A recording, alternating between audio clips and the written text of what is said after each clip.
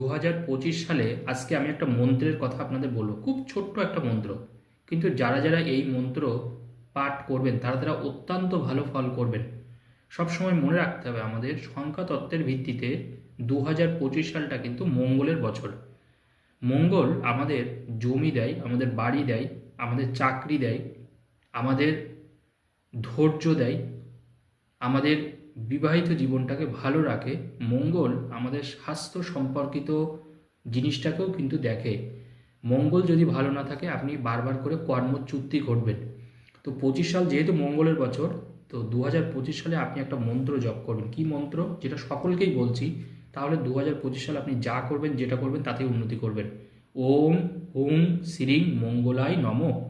ওম হুং শ্রীং মঙ্গলায় নমঃ। ওম হুং শ্রীং মঙ্গলায় নমঃ। এই মন্ত্র পাঠ করুন প্রত্যেকে। ধন্যবাদ।